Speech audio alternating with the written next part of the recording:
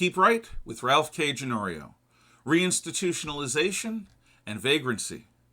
Like so many of us here in Coeur d'Alene, Idaho, I had an indirect connection with one of the firemen who was murdered by that madman on June the 29th, 2025. My connection was much less intimate than most.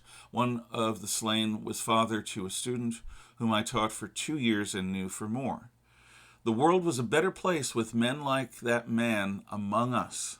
We are diminished by their absence. Family, friends, loved ones, and brother first responders are now endeavoring to endure the unendurable. Words cannot encompass such grief. May God stand between the grieving and harm in all the dark places they must now walk.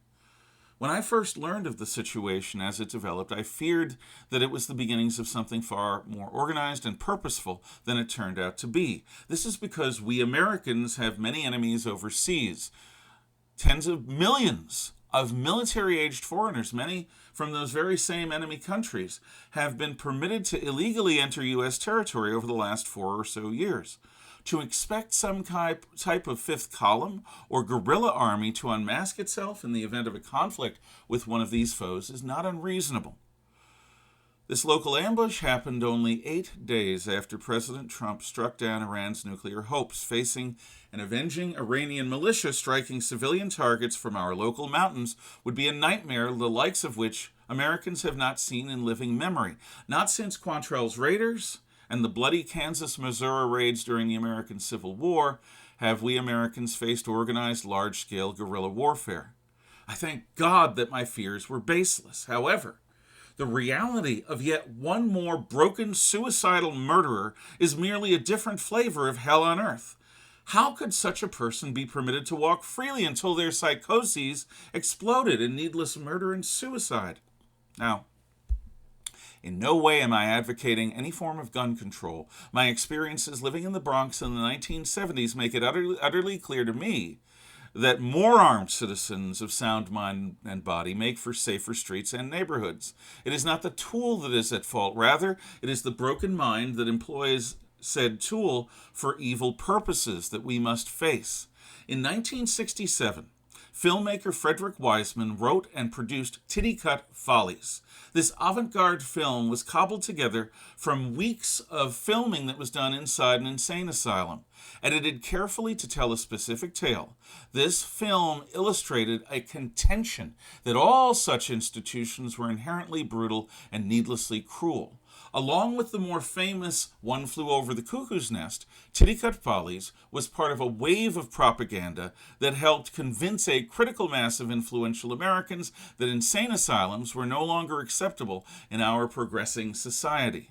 From the mid-1970s, America de-institutionalized. Most of those whose special needs had been served in asylums were shifted from residing in large-scale mental health and retardation institutions into small-scale, community-based group homes.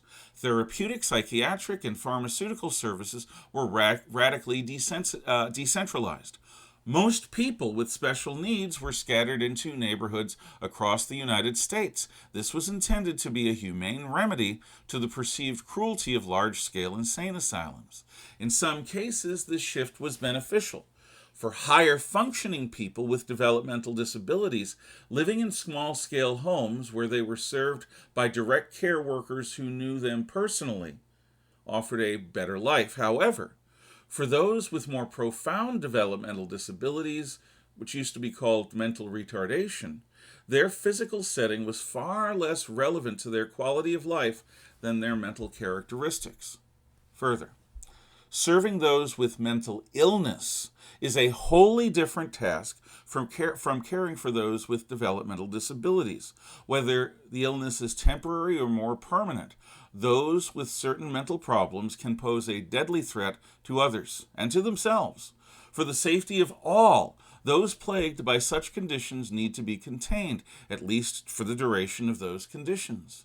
The new community-based model for care stretches the imagined benefits for individuals with special needs over the safety of others within society, while asylums by any other name are maintained at a small scale within each state for those with the most dangerous diagnoses. The vast majority of dangerously troubled people have not been contained by the new system. Now, I was personally involved in deinstitutionalizing residents from Pineland Center in Maine during the early 1990s. I was hired to develop and manage a broad new residential program for adults with developmental disabilities. While I saw much good, I also saw just how much could go wrong under this community-based model.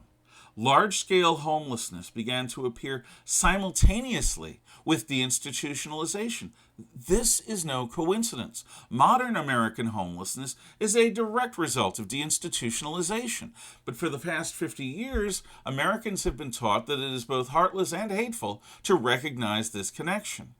Advocates for the homeless question, who are parents and other citizens to insist that their communities should not abide the mentally ill homeless taking over streets, libraries, parks, and other public spaces? Advocates continue, how dare anyone assume that the standards of their sanity trumps the rights of those with mental illness to live their lives within and beyond the least restrictive environment? None of this is normal. None of this is inevitable. Federal and state governments should reinvest in new large-scale insane asylums. These should be revived with sufficient resources to ensure genuinely humane treatment. New vagrancy laws should also be instituted. Law enforcement needs such laws in order to protect communities from dangerous transients. Such vagrants could then be either moved out of the locality or, as part of this process, they could be assessed for dangerous mental illness. If found to be at risk or if found to be a risk to others, these individuals could then be institutionalized both for their own good as well as for the common good. Treatment and safety are better remedies to those with broken minds and spirits than languishing on the street to die alone. Reinstitutionalization coupled with a revival of vagrancy laws would be nothing less than prudent, compassionate, and humane. In future, people like the local murderer suicide might be stopped, contained, and treated before they murder innocents.